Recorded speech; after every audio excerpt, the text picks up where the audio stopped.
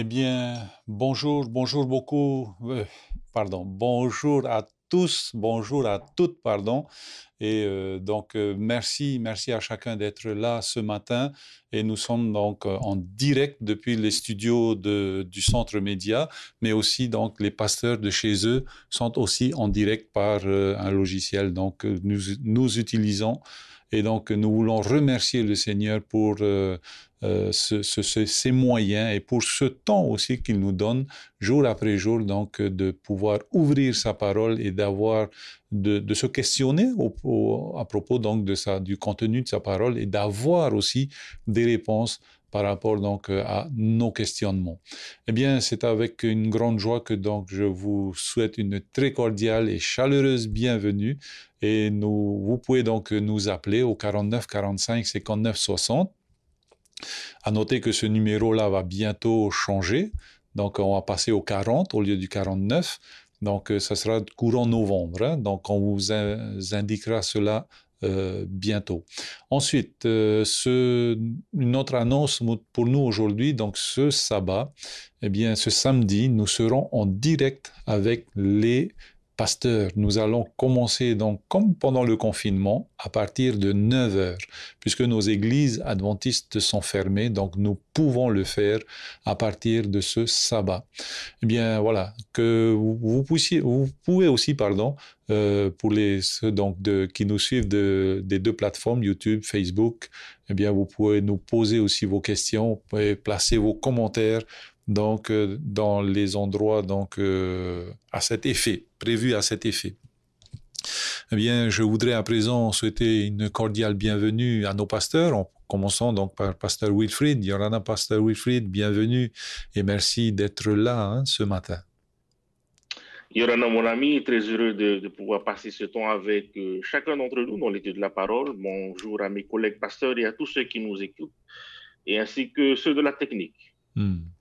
Merci beaucoup. Ensuite, nous avons Pasteur Fanoui. Bonjour, Pasteur Fanoui. Bienvenue à toi ce matin et merci à toi d'être là. Bonjour Georges, bonjour les pasteurs, bonjour Omna et bonjour aussi à tous ceux qui nous écoutent. Voilà, merci Seigneur pour ce temps qui nous permet d'étudier sa parole, qui puisse nous bénir et nous éclairer. Merci beaucoup donc à Pasteur Fanoui d'être là. Et enfin, Pasteur Mathieu, merci aussi à toi d'être là et très cordial bienvenue. Bonjour Georges et bonjour tout le monde, que le Seigneur puisse nous accompagner pendant cette étude et merci encore d'avoir ce privilège que le Seigneur nous permet de partager sa parole. Voilà, merci donc au pasteur d'être là, merci aussi à Mauna d'être là. Et donc nous allons poser donc ce temps entre les mains de notre Seigneur Jésus et c'est pasteur Wilfried qui va nous unir dans la prière. Merci. Prions Dieu. Père éternel, notre Dieu, notre roi, ce matin, encore une fois, nous te sommes extrêmement reconnaissants pour ce temps que tu nous permets d'avoir ensemble dans ta parole. Comme tu le fais toujours, Seigneur, nous demandons humblement d'être avec nous et que ton Saint-Esprit nous guide et qu'il nous maintienne toujours sur ta vérité à toi. Permets que ce moment que nous allons avoir ensemble soit bénéfique pour tous, pour notre cheminement spirituel, mais aussi pour notre préparation en vue de ta venue proche. Bénis chacun d'entre nous et nos amis auditeurs, Seigneur, c'est là notre prière au nom de Jésus. Amen. Amen. Bien, voilà, chers amis, j'ai encore une autre annonce à faire, donc deux annonces d'ailleurs. N'oublions pas nos gestes barrières, notre distanciation sanitaire pour pouvoir éviter de propager donc ce virus qui commence à bien faire au niveau de nos décès. Hein. Donc ça c'était la première annonce. La deuxième annonce, donc nous attendons donc un pasteur qui va arriver et qui nous parlera en tahitien. Pour le moment, la personne, donc notre pasteur Patrice, donc s'excuse parce qu'il a un rendez-vous médical à 9h30, donc il ne pouvait pas être des nôtres ce matin, à 10h30, pardon. Il ne pouvait pas être des nôtres ce matin. Donc nous attendons un autre pasteur, j'espère qu'il se rendra disponible bientôt. Bon, on verra bien.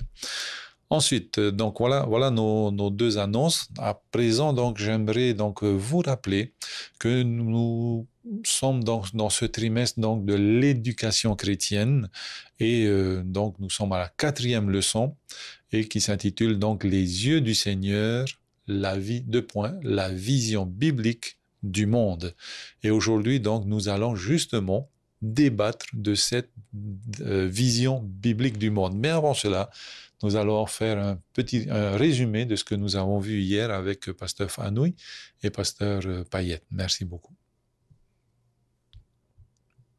Oui, merci Georges. Donc hier, nous avons vu au travers du texte de Jean chapitre 1, combien notre monde, et voilà, nous avons vu l'opposition qui existe entre la lumière, qui est représentée par Jésus, mais aussi sa parole, qui est venue dans ce monde pour éclairer donc, ce monde qui est couvert de ténèbres. Comme nous l'avons vu aussi dans la leçon de dimanche, aujourd'hui, il existe plusieurs visions qui nous mènent aujourd'hui dans cette, on va dire, cette confusion. Et donc, merci Seigneur qui ne nous a pas abandonnés, il nous a donné sa parole, il nous a envoyé son Fils Jésus-Christ afin de nous révéler l'image de Dieu et aussi quel est le chemin, la vérité et la vie qui mène au Père, qui est Jésus-Christ lui-même. Donc, voilà, merci Seigneur pour sa parole et aussi pour cette révélation qu'il nous a donnée, qui nous permet de savoir où est-ce que nous en sommes aujourd'hui dans notre vie, mais aussi ce qui nous attend bientôt et plus tard lorsque Jésus reviendra. Merci beaucoup donc Pasteur Fanoui et Pasteur Mathieu, s'il te plaît, un résumé aussi de notre leçon d'hier, s'il te plaît. Merci. Oui, je continue ce que Pasteur Fanoui a dit. Bien sûr, ce que nous avons vu jusqu'à maintenant, c'est de voir la différence, et nous allons voir encore plus aujourd'hui la différence qu'il y a entre toutes ces théories de l'existence et de la compréhension de ce monde. Comment on est venu sur la terre, comment on est apparu, où on va, et là où nous sommes aujourd'hui aussi. Et donc, la Bible répond d'une manière assez précise par rapport à tout cela, même si on arrive à philosopher, on arrive à expliquer d'une manière ou d'une autre par des théories scientifiques et autres, la Bible est claire malgré tout, et c'est à la Bible qu'on doit s'y référer, surtout quand on nous dit que la Bible précise qu'il y a un créateur, alors que la plupart des théories qui ne prennent pas en considération la Bible va toujours rechercher quelque chose d'autre que le créateur. Nous, on croit qu'il y a un créateur et notre vision du monde change à ce moment-là, et ce que nous allons voir aujourd'hui aussi. Merci beaucoup donc Pasteur Mathieu. Donc Pasteur Wilfried, donc nous avons un texte qui se trouve dans Genèse chapitre 9, verset 13. « J'ai placé mon arc dans la nue, et il servira de signe d'alliance entre moi et la terre. » Eh bien, nous avons vu lundi que personne n'a de vision neutre du monde. Alors, est-ce que tu peux nous parler de l'arc-en-ciel et des différents points de vue, donc et surtout de la perspective biblique aussi. Donc, qu'est-ce que ça te fait quand tu vois un arc-en-ciel, voilà, donc un chrétien qui voit un arc-en-ciel et un non-chrétien, donc voilà, c'est ces différents points de vue. Merci beaucoup à toi. Alors, à chaque fois que je vois un arc-en-ciel avec mes enfants, je suis toujours émerveillé par ce phénomène. Il y a, comme on l'a vu, il n'y a pas de position neutre. On peut voir un arc-en-ciel comme quelque chose de scientifique, donc un phénomène optique de réflexion de la lumière du soleil avec l'eau. Dans certaines mythologies, l'arc-en-ciel était vu comme un pont que les dieux empruntaient pour traverser de leur ville dans le ciel et pour venir sur terre. Par exemple, dans la mythologie grecque, il disait que c'est Iris qui avait créé ce pont-là pour descendre de l'Olympe sur la terre. D'ailleurs, en espagnol, c'est Iris Arco, si je ne me trompe pas, qu'on dit l'arc-en-ciel, pour faire référence à Iris. Chez les Irlandais, j'avais lu dernièrement que dans la mythologie irlandaise, ils croient tous qu'au bout de l'arc-en-ciel, à chaque extrémité, il y a un trésor caché. Et donc, voilà, l'objectif serait de chercher, mais bon, c'est inatteignable. Mais pour nous, bibliquement parlant, l'arc-en-ciel a un sens autre que toutes ces mythologies-là ou que ces explications scientifiques.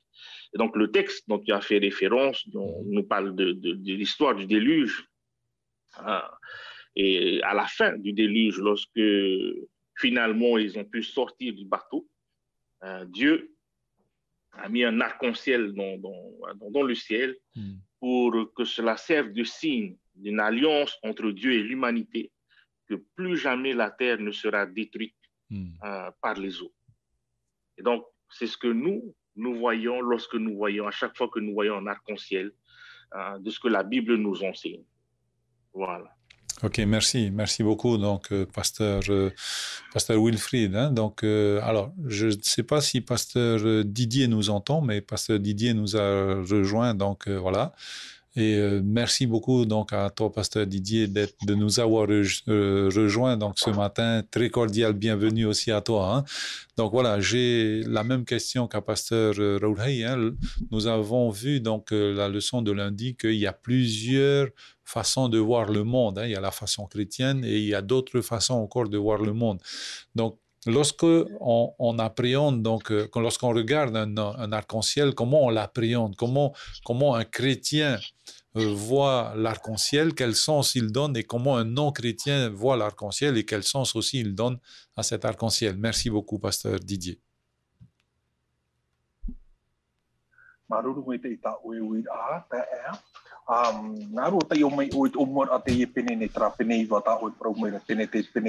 Alors, attends, hein. Donc, c'est vrai que toi, tu fais lire, nous fais lire. Donc, le temps que j'y arrive, pas longtemps. Alors, Genèse. Voilà, Genèse, chapitre 9, à partir du verset 1. Non. Alors, de 1 à 3. Dieu bénit Noé et ses fils et il leur dit, soyez féconds, multipliez et remplissez la terre. Vous serez donc un sujet de crainte et d'effroi pour tout animal de la terre, pour tout oiseau du ciel et pour tout ce qui se meut sur la terre, et pour tous les poissons de la mer. Ils sont livrés entre vos mains. Verset 3, tout ce qui se meut et qui a vie vous servira de nourriture. Je vous donne tout cela comme l'herbe verte.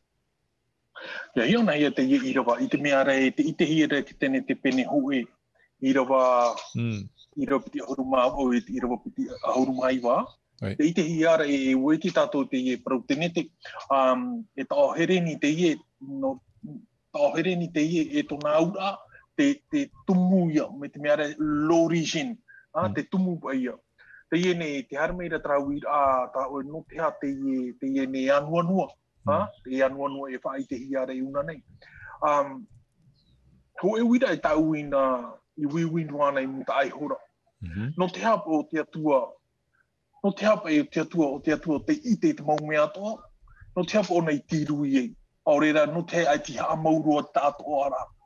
No te mea hau e wete o nai, o me te whae te atua tau te ite te maumea atoa, wete to i ona te ananhei rā, te urara wete ona e hui waha mai tara. Ia ina me tara, ai te toi a piro ti wira, ti ori pe te wiwira. E te whae roto rahi o rā mo te eo mi tai whae tatau ta o i tai o hiora mai. I te mea re te ite ro ki tene te pene ho e i roto. Tai o mai nera te ira wao no te ene. Maintenant, le verset 6. Donc, Genèse 9, verset 6. Si quelqu'un verse le sang de l'homme, par l'homme son sang sera versé, car Dieu a fait l'homme à son image. Ia hiona ia te irawa, ia ura e te whahoira ona te pahono rā, mi tā wiwira tau, no te haiti ha maurua. Te whahoira ona ni o te ia tene te pene toru i rua ahuru mapai, te parono i tu. E rea nei, ai tana e wuwha, ona i ho te whahiti rā te mō tara mō e ore tau parau e whauwha a ore nō mai. Te ura te parau tana i whahiti, o ia to o te tene te pene toru ahuru mapai, e te ona e parau no te parau mitara i tōna tupu. I te mea rei roto te ia irawa no tā oe te o mene, te mahutau a hau mene te ia irawa nei. I te mea rei te hātēro a rona tana parau i ho te vai a. Te parau ia no te whanau a mai tana i ho te maiti. Te ine hana me tato tatato irawa. Irawa, o to mea te anua nua. Verset 13. I roto te reo frani e aka. Aka. me u hari o hi o te iene o e hamu no pe te fau ano te iene ata te iene paru ia i te hia i te iene te paru ne te whana ona paru na hio e i te o ia o ho te atu pene ho i rewa pā te tatara ne te iene paru e te whahiti ra o ia te paru e i naha hoi e riro te ie e mohi a tamu ai no te arora i te ha o i te tātou te hipai o i te tātou te hipai rā tere hea me no wama, o i hau te tiriwi rā ia. Te haa mau rā ia te ino. I nā hau i te o umei ne ona te oi whanau rā ai, e haa mau hia hoa, e hipa ino. I haa ahau nā nārato te papai. Nārato te haa, te whahiti hi rei tra mūri, nō tō mea ietu, rā tao, ahau me ona ruto ki tēne te pene toru i rewa ahuru māpai, i o ona e mauru ai. Me te pai ue e vaino ona, tirui wa ahau ai muri me e hui wa ahau me tino. Nō te mea te pārhino mai rea ona raro ai tēnei rei nei. Te tei pa ia maa pahono i tino te teime nei, tā. Ok, merci beaucoup donc pasteur Didier. Hein. Alors je demande au pasteur, hein, ne vous inquiétez pas, hein, si jamais vous avez envie de revenir sur une question précédente, comme vous le faites, n'hésitez pas à le faire. Hein. Voilà. Alors, pasteur Mathieu et donc... Oui, pasteur Mathieu, donc dans le psaume 53, verset 1, hein, donc l'insensé dit en son cœur qu'il n'y a pas de Dieu. Hein. Alors, il existe donc deux grands types hein, de vision du monde, donc la vision athée et la vision chrétienne, et même il y en a d'autres encore, hein, on en a vu sous plusieurs déclinaisons en tous les cas. Eh bien, quitte à se répéter, est-ce que vous pouvez donc faire le même exercice que l'existence de Dieu hein? Donc, on vient de parler de l'existence de Dieu, ou bien vous pouvez aussi nous parler de l'existence de Dieu au travers donc, de la promesse de Dieu au travers de l'arc-en-ciel. Mais est-ce que vous pouvez nous faire le même exercice donc, par rapport à l'existence de Dieu? Qu'est-ce que ce texte vous évoque en tous les cas par rapport à l'insensé? Voilà, deux groupes de personnes, l'insensé et ceux qui croient qu'il y a un Dieu. Merci beaucoup. Le psaume 53, c'est vrai qu'il est dit, l'insensé dit il n'y a point de Dieu. Donc c'est un peu dur hein, pour les personnes qui ne croient pas, qui disent qu'ils ne croient pas en Dieu. Donc, il y a vraiment deux catégories de personnes nous présente la Bible. Ceux qui ne veulent pas admettre par rapport à des choses bien visibles, bien concrètes, qu'il doit y avoir un créateur derrière tout cela. Et nous croyons qu'il y a un créateur. C'est vrai qu'on prend seulement l'exemple de la... C'est vrai qu'on veut expliquer facilement et on explique assez facilement scientifiquement l'arc-en-ciel. Hein? On dit que c'est la réfraction de la lumière à travers les gouttelettes d'eau et tout, et ça donne cet arc qu'on peut voir. Et on traduit ça d'une manière très simple. Hein? On accepte, même par la foi à la science, cette chose, hein? Cette définition. Et si on veut rentrer vraiment dans les détails pour l'arc-en-ciel, comment ça se fait qu'on voit seulement un seul arc-en-ciel ou des fois deux, au maximum que j'ai vu, c'était 3 à la fois. Mais il y a tellement des fois, il y a tellement de pluie qui reste un petit peu, on devrait avoir plus d'arc-en-ciel, entièrement le ciel rempli d'arc-en-ciel, si on s'arrêtait seulement sur la de l'arc-en-ciel scientifiquement.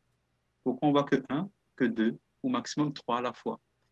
Mais on ne voit pas une centaine qui nous entoure d'arc-en-ciel. Le Seigneur dit que l'arc-en-ciel a pour source lui-même. C'est lui qui va créer, qui va mettre. Même si on doit l'accepter scientifiquement, il ne faut pas oublier qu'est-ce qu'il y a derrière, pour quelle raison. Et nous croyons que Dieu, c'est ce que a dit pasteur Didier, hein? Dieu a rappelé qu'il crée une alliance entre lui et la terre. Avec les hommes, bien sûr, mais entre lui et la terre. C'est-à-dire, il ne détruira plus la terre avec de l'eau. Mais bien sûr, après, certains me disent, ah, mais il y a des tsunamis et tout, quand même. Mais là, on parle d'une destruction mondiale, si on veut respecter le texte. Et la prochaine destruction mondiale, c'est réservé pour le feu, nous dit, de Pierre chapitre 3. Et le verset, si ma mémoire est bonne, je vais quand même prendre, et le verset 7. De Pierre chapitre 3 et le verset 7, il est dit justement, verset 6, hein, que ça a été submergé par l'eau pendant le déluge, tandis que par la même parole, on parlait de parole hier, les cieux et la terre d'à présent sont gardés et réservés pour le feu, pour le jour du jugement et de la ruine des hommes impies. Ce ne sera plus l'eau maintenant, ce sera le feu pour vraiment détruire le mal et le péché une fois pour toutes. Et donc ici, on voit qu'on a tout à gagner de croire en ce Dieu-là, parce que croire en ce Dieu-là, il y a un but. Il y a un but derrière. Ça nous montre que déjà, seulement si on prend l'exemple de l'arc-en-ciel, on voit qu'à travers l'arc-en-ciel même, Dieu nous démontre qu'il s'intéresse à nous, qu'il veut notre bien, parce qu'il a nettoyé la terre une première fois du péché qui continue à s'accroître d'une manière extraordinaire. Et là, il nous montre qu'il est prêt à créer des alliances entre l'humanité et nous. Il veut nous donner l'espérance d'une vie meilleure, l'espérance d'une vie éternelle un jour avec lui. Tandis que celui qui ne croit pas en Dieu, ben, il profite de la vie sur la terre. S'il vit jusqu'à 80 années, tant mieux. S'il vit jusqu'à 100 ans, encore mieux. Et après, quand c'est fini, quoi, hein. C'est mort, c'est fini. Et en fin de compte, je trouve que c'est triste d'avoir une idée, une vision comme cela du monde. Tandis que quand on a une vision chrétienne du monde, ça nous donne de l'espérance, l'envie de vivre, le désir d'avancer et d'avoir un but dans la vie. C'est pour ça que la Bible dit, l'insensé dit qu'il n'y a point de Dieu. En réalité, pourquoi on parle d'insensé, c'est qu'il n'y a pas de raison vraiment d'être sur la terre, si ce n'est que savoir qu'un jour on va mourir, ce sera fini. Tandis que quand on croit en Dieu, waouh, on a l'espérance de la vie éternelle un jour avec lui. Ok, merci beaucoup, donc, pasteur Mathieu, hein, donc, pasteur Fanoui, donc la même question, hein, donc, il existe deux principales, mais plusieurs déclinaisons donc, de la vision du monde, hein, on n'est jamais neutre hein, par rapport à cette vision du monde, donc, Psaume 53 donc, nous dit, l'insensé dit, il n'y a pas de Dieu. Donc, est-ce que tu peux nous parler un petit peu de ce verset, de cette vision, donc, ces deux visions du monde, hein, ceux qui croient et ceux qui ne croient pas. Merci beaucoup, pasteur Fanoui. Oui, merci Georges. Peut-être juste avant de répondre à ces questions, j'aimerais juste revenir sur la première question par rapport à l'arc-en-ciel. Je souligne une petite parenthèse qui, je pense, est aussi important dans le thème donc, de l'éducation. Donc, à travers cet exemple de l'arc-en-ciel, nous pouvons voir que Dieu, dans sa manière d'éduquer son peuple, va donner un signe. Et ce signe, c'est celui de l'arc-en-ciel. Pourquoi il va choisir cela? Pourquoi Dieu va donner un signe? Eh bien, lorsqu'on comprend, il existe dans la Bible plusieurs signes en fait, que Dieu va utiliser.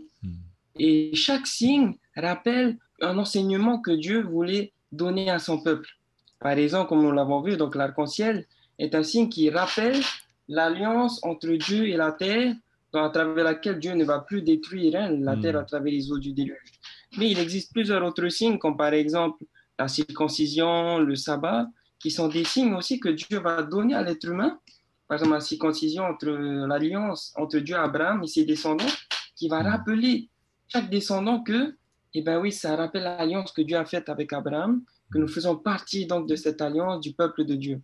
Et enfin, par exemple, le sabbat, qui est aussi un signe dans Exode 31, que Dieu va donner à son peuple, mais cette fois-ci qui n'est pas un signe visible, mais un signe à travers le temps, qui rappelle que l'homme est une créature de Dieu, qui rappelle aussi que Dieu est celui qui sanctifie son peuple.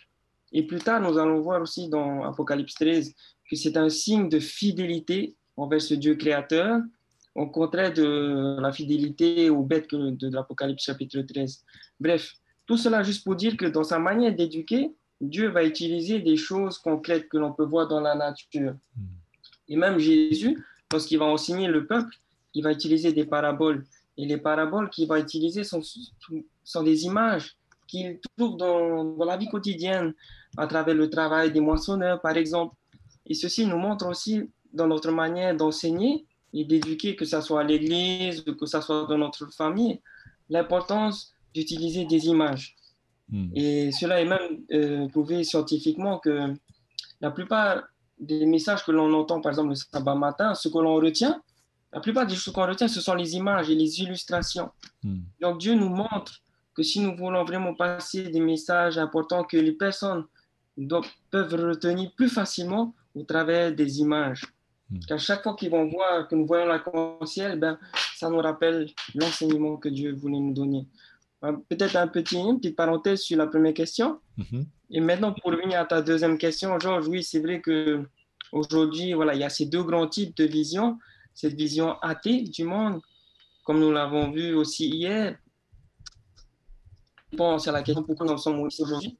Nous sommes le fait seulement du hasard, du fruit du hasard, avec toutes ces théories-là du Big Bang, et qui, au contraire, cette vision chrétienne du monde nous donne un sens vraiment voilà, magnifique, un sens nouveau, qui nous montre d'où nous venons vraiment de cette main de ce Créateur, et où est-ce que nous allons. Nous avons un sens à notre vie, et je pense que vraiment, ça fait la différence entre toutes les autres visions, entre la vision athéiste, qui fait qu'aujourd'hui, voilà, il n'y a aucun sens à notre vie. Mangeons et buvons, faisons la fête, et demain nous mourrons. Au contraire de cette vision du monde aujourd'hui, que voilà, cette vie sur terre n'est que temporaire, mais que nous avons au-delà de cette vie une espérance, une éternité, un royaume qui nous attend. Et je pense que voilà, c'est merveilleux que l'on puisse vraiment s'attacher à cette vision. Et Dieu nous donne des signes à travers l'histoire, à travers les prophéties, qui nous montrent que oui, on peut s'attacher à cette vision qui n'est pas un mythe, mais c'est vraiment une réalité. Dieu nous a donné des signes auxquels on peut vraiment s'attacher, que nous pouvons mettre notre confiance en sa parole. Ok. Donc, Pasteur Didier, donc toujours la même question. Donc, le psaume 53, verset 1 dit, l'insensé dit qu'il n'y a pas de Dieu. Donc, voilà, il y a deux groupes, donc les insensés et les non-insensés, voilà, les croyants qui disent qu'il y a un Dieu. Donc, est-ce que tu peux nous parler de ce texte-là, s'il te plaît? Merci beaucoup, Pasteur Didier.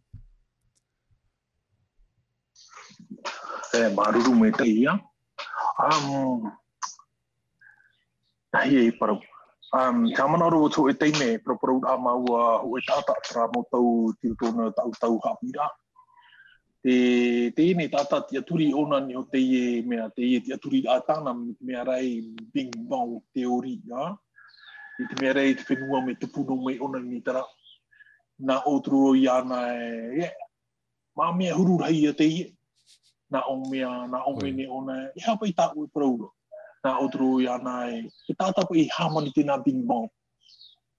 Wheruri tura ona hi ono mene ona ia me o tara parau. Tā tātou pa i parau te mana, te parau tā oe. Nōne, i tua e tā o te parau, hare a whoro no atu i tau mana one te tuhu ane. Te ia mau tātā e au to ia tau turuhi e i rato. O puara ia te ewaniri e ho he mea te tutatori mai te ia mahana. A e no atu ai e toho ona in aro i te reira, ai te toho i tā tātou. Ne ora te parau tau tururu ai ana, i tau turu ia. Te mea rei tau mara, te upa e tupura, i te ene i tuhu ane, e mea rei, e upa wa te tupura i nei, i roto i te ene ia, te e mo prauri ia. I te mea rei tau mara, me o muara me tātou ki tō wata hep mairi anei, te o whahiti hia te parau i e, o tātātou ia hapi a tapati o te tōwata mere anei. E te werepere tra parau e te tupura tō te mā te apotoripu pene ahurumapiti ia, mai te irawa hitu tai te irawa ahurumatoru. Te ipe aro tō te mei te i e te ino. E o te awaruro ia me ona i raro nei. E o haari roro i ana e to ono. E te parau toho a te ria tā i tu i parau i roto i a mata i a Ioane pene ahurumamaha. I nā i te parau rana tara parau e le prince de ce monde. Tēnei, ia hiau nā o e te i e parau, i te mea rae, te whaariro rahua ona i ana, ona hoa te prince o te ine iaoa, e te ite hi a rahua i roto i a Iopa, i a te iona hi a Iopa te pene hoe. I te mea e te paraparau rane a te tua, te naura pe te tua i ana tu e te ine tatane, in hai oe. Pahono mai nei ona nā te ara mai raho. Te ite rei te amo raho ona i te rāti ara, in hai te hare ona nā te ara. O era wahi au tāpea mai. O ia i te parau ia tāna parau ia te atua, nā ono mai nei. Tau hei mea no ia i a Iopa. Pātea nei ina tararima tō oe. Tararima haa mai te ito oe ni hoi ana. E reo e tui ona ia o. E te parau to ia ta ietu I parau ta ietu I parau ia ini ho ia Timona Petero te tai ona hia me ia Timona Petero te ite hiara te na ora o ia te parau ia ia ni me ne tatane ia o ia wewehi o me te titona ra I wewehi ia te uira ia ta I uina ni o te ia parau na ono me no te apa I o tatania ni a ietu aurera no te apa ia o tatane ia ni e te atua ia whāte tona ri maha me te ini o ia I o topa. Hoi no pahono ra te matara mai iau. O ta o tia hia I tona mana. Ai te pai tona mana e hatu o ta o tia hia. Te weira ia tona rā ea. Tona rā ea. Ta tato ia hapi rā me te o muara me e pepe nei. Ha? Te parau ai no te ie anua nua raia. E hi o rā hia mai I nā hai o whaho I e te parau to te poi e te rā.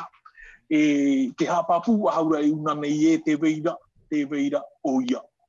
E no ne no te mau tata nei, e me peu e ti wahao rātou e taparu rā, a whaaitu I tō ki tei o. No o tau hoa, te ie o ta o tia no hi ona tō e wahi. Are ara te parau papa eira, ai te o te ta o tia hia. Te horu aru hia meira te ora mure o reiro tu tātou rima. Tau ia parau ti no te ie tu ane. Ok, merci beaucoup, donc, Pasteur Didier. Alors, nous avons un appel téléphonique et nous accueillons cet appel. Yorana, bonjour. Un peu au livre de Daniel 2, chapitre 2, Daniel chapitre 7, Daniel chapitre 8 et 9, l'histoire de 2300 le matin. Quand tu prends cette prophétie-là, quand tu étudies de A à Z, tu étudies minutieusement, et lorsque tu vas comprendre que vraiment Dieu a prédit certaines choses, ça s'est réalisé. Dans la Bible, il y a plus de 300 à peu près prophéties, il y a plus de la moitié qui s'est réalisé. Et nous voyons ici que c'est grâce un peu à ça qui m'a convaincu. Et même pour les athées, s'ils étudiaient les prophéties, même jusqu'à Apocalypse 12, Apocalypse 13, nous savons que dans Daniel chapitre 7, on parle de la petite corne. Et si nous interprétons, nous expliquons l'histoire de cette petite corne, bon, je ne sais pas en détail devant tout le monde, mais nous savons que le sabbat a été changé par cette petite corne. Historiquement, ça s'est réalisé. Et pour finir, on est convaincu par la suite que Dieu existe. Et quand je viens au temps de Jésus, malheureusement, si nous pouvons vivre au temps de Jésus, Jésus a fait des miracles. Hein? Vous voyez les yeux des aveugles, il a fait beaucoup de choses. Si nous avons vécu à cette époque-là, nous voyons ces miracles, bon, nous allons croire que Jésus vient de Dieu. Mais malheureusement, ça c'est il y a 2000 ans de ça. Mais il y a un truc qui m'a vraiment choqué un peu, c'est surtout quand Jésus a guéri les personnes démoniaques, des personnes qui ont été possédées. Et là, nous voyons qu'aujourd'hui, si je peux te demander à juste lire un verset, dans Éphésiens 6, verset 11 à 12, si tu peux me trouver ce verset-là. Alors, c'est le... Alors... Éphésiens 6, verset 11 à 12. Hein? Ok, après on raccroche, hein, parce que le temps file. Hein. Éphésiens 6, oui. 6, verset 11 à 12. Hein. Voilà. Alors, revêtez-vous de toutes les armures de Dieu afin de pouvoir tenir ferme contre les ruses du diable, car nous n'avons pas à lutter contre la chair et le sang, mais contre les dominations, contre les autorités, contre les princes de ce monde de ténèbres, contre les esprits méchants dans les lieux célestes. Voilà. Merci, voilà, nous voyons frère. ici, nous n'avons pas à lutter contre la chair, contre les démons. Et quand vous regardez dans l'histoire de Jésus, Jésus a été tenté, hein, on voit ça dans Matthieu chapitre 4, par le diable. Voilà. Et tu sais, aujourd'hui, mon frère, même moi, je m'excuse. en tant que chrétien, tant que chrétien, j'ai été un jour touché. Lorsque quelqu'un m'a jeté un sort, et j'étais malade, une maladie spéciale. Et j'ai été à l'hôpital 4 fois, j'étais à l'urgence. Ils n'ont pas trouvé le remède, ils n'ont même pas pu soigner pendant 1 an. Ça m'a duré. J'étais possédé par le démon parce que la personne m'a mon frère. A donné un sort. Hein. Oui, c'est pas parce que c'est inintéressant, mais on est obligé de passer la parole au pasteur maintenant. Hein. Je te remercie infiniment de ton appel. Hein. Ok, merci. Je sais que tu as beaucoup de choses à dire. Merci infiniment. Allez, au revoir. Nana, je suis désolé de couper. Hein. Merci. Voilà. Les pasteurs, donc, voilà, je pense que ce soit votre dernier passage. une dernière question pour nous. Donc, est-ce que vous avez, donc, nous, les adventistes du 7e jour, eh bien, pour nous, la Bible demeure donc le texte qui fonde notre foi, hein. Elle enseigne donc, elle nous enseigne cette vision chrétienne du monde. Alors, est-ce que vous avez quelques vérités, quelques textes qui vont venir donc appuyer, qui vous ont servi à vous et qui servent à votre famille et que vous enseignez, hein? Donc, on n'a pas le temps de toutes les voir, donc ces vérités-là, mais est-ce que vous pouvez nous en parler un petit peu? Donc, on commence par Pasteur Wilfried, Pasteur Mathieu et enfin Pasteur Didier. Merci. Et on va mettre aussi Pasteur Fanoui si on a le temps. Merci beaucoup.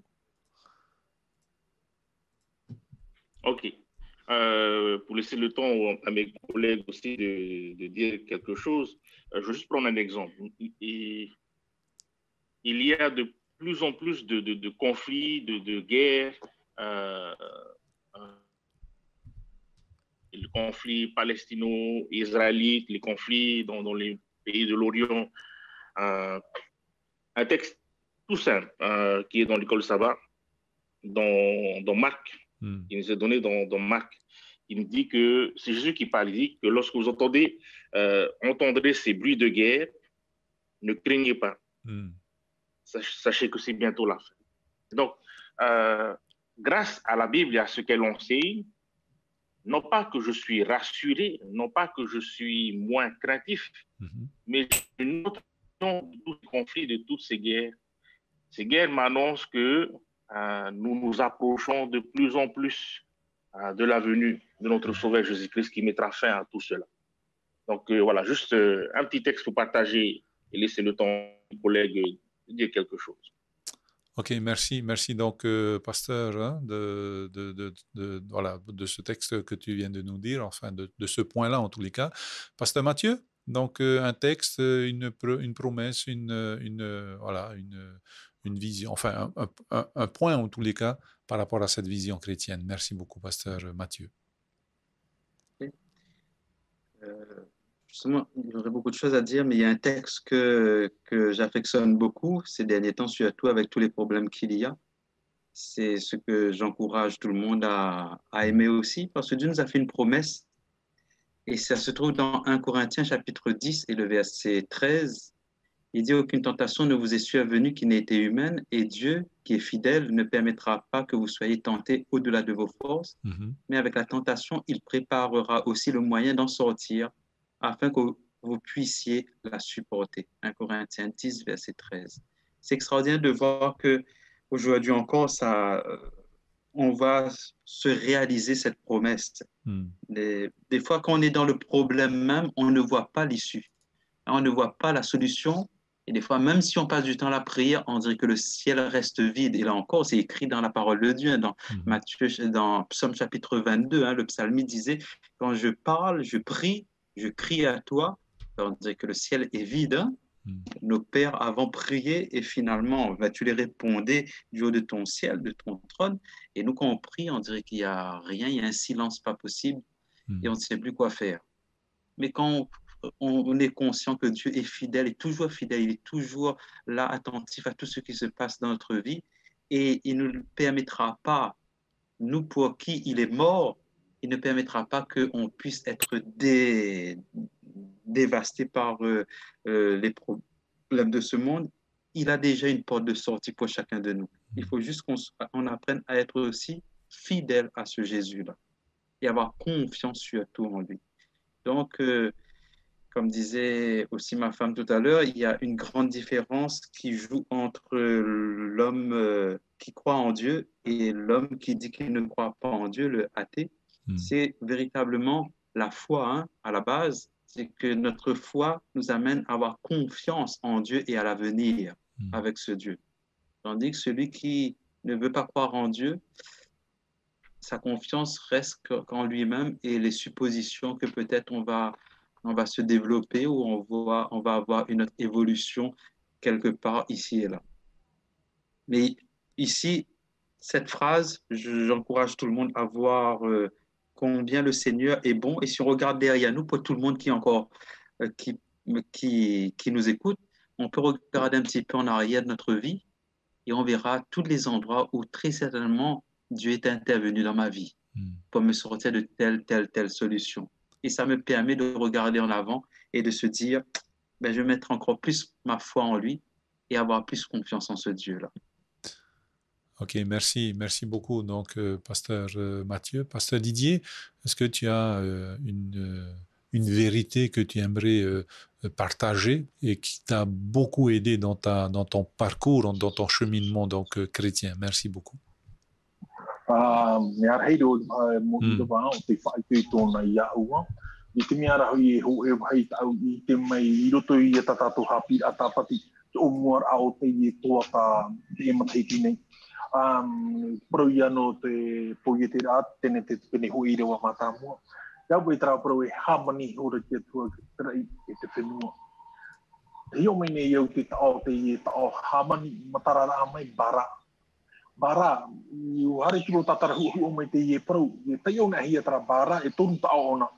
Te vere Beth, Resh, Aleph.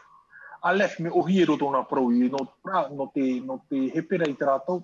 Ia whahiti nei Aleph ai tātu mō tira whahoho ara ia o to e puatoro.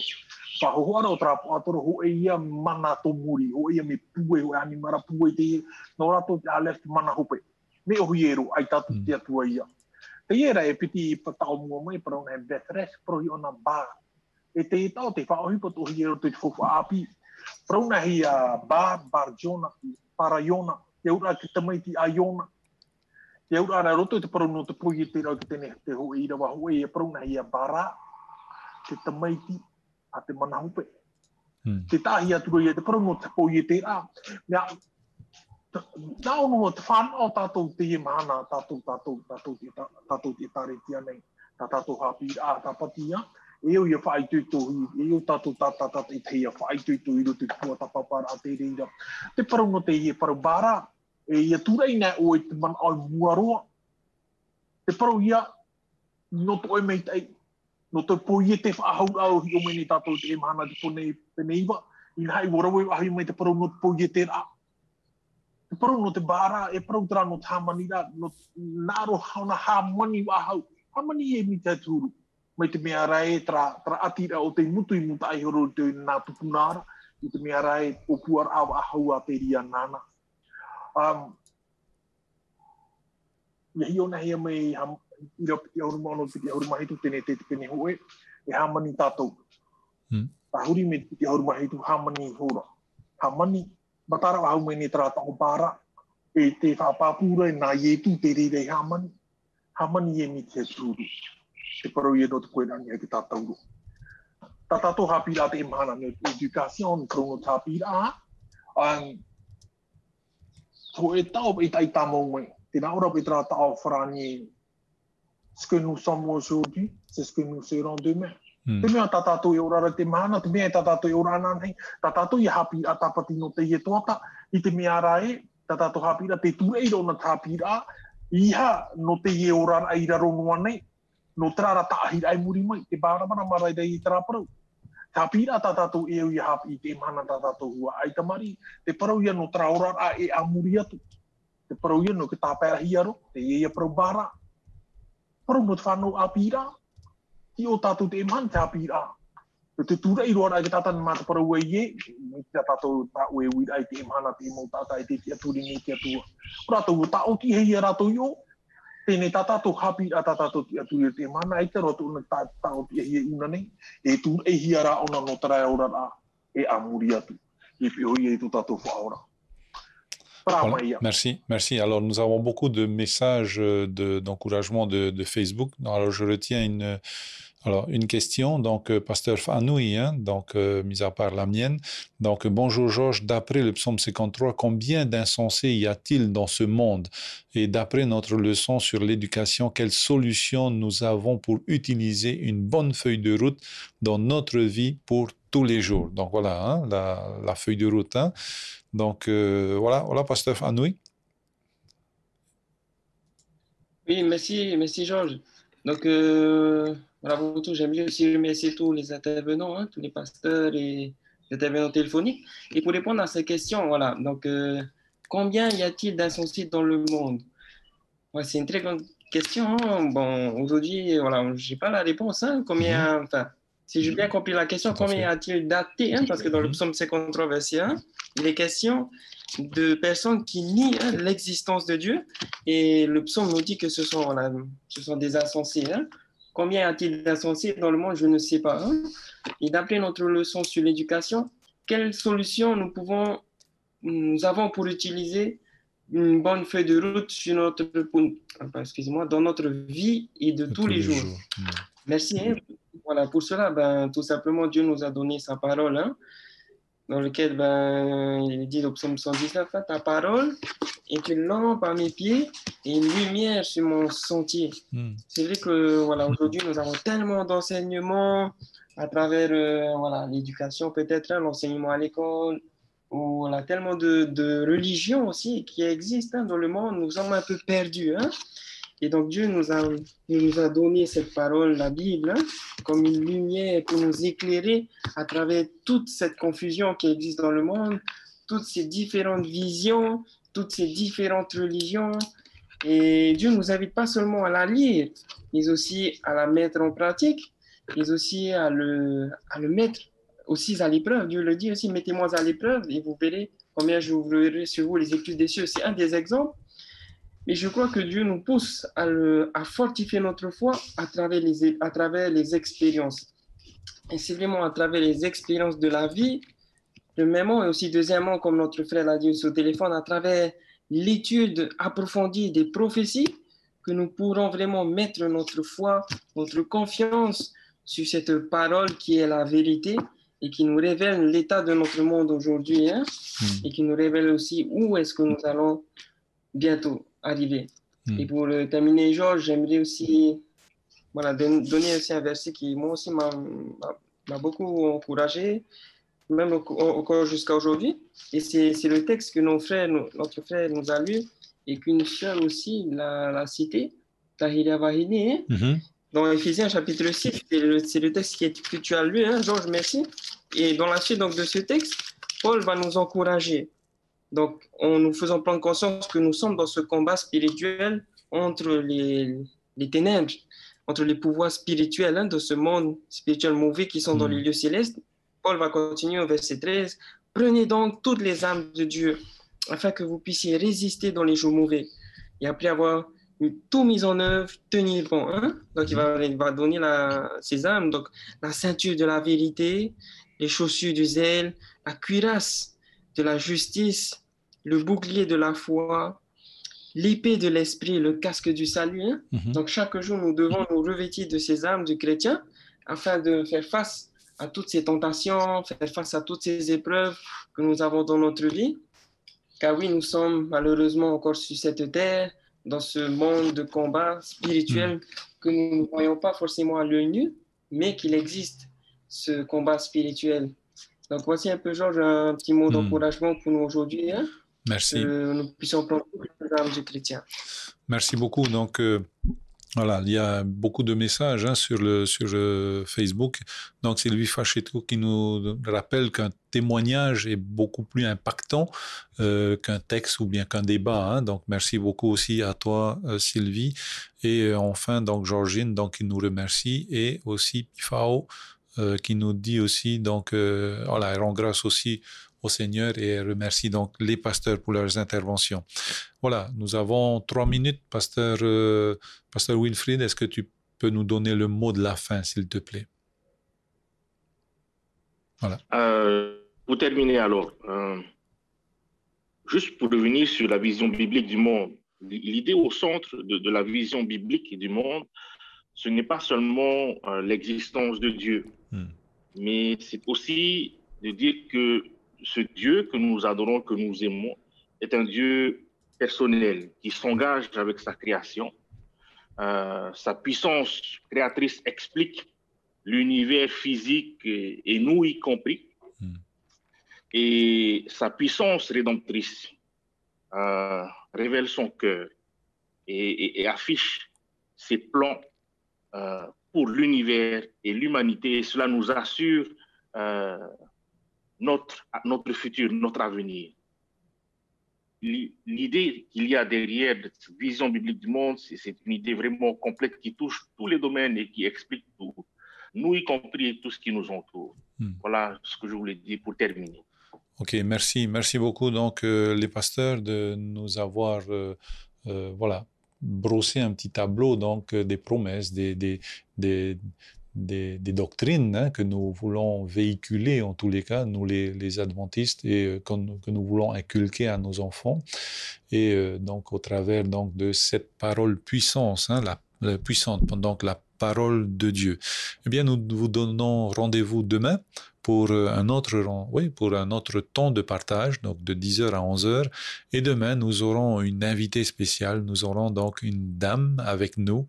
Et nous voulons remercier le Seigneur donc pour la présence aussi des dames dans nos partages pour venir un petit peu apporter cette note féminine donc pour le partage de la parole de Dieu. N'oublions pas nos gestes barrières, n'oublions pas notre distanciation sanitaire pour ne pas propager le virus et pour désengorger aussi maintenant les hôpitaux. Il est temps de désengorger les hôpitaux. Eh bien, nous allons nous quitter avec la prière de notre pasteur Didier.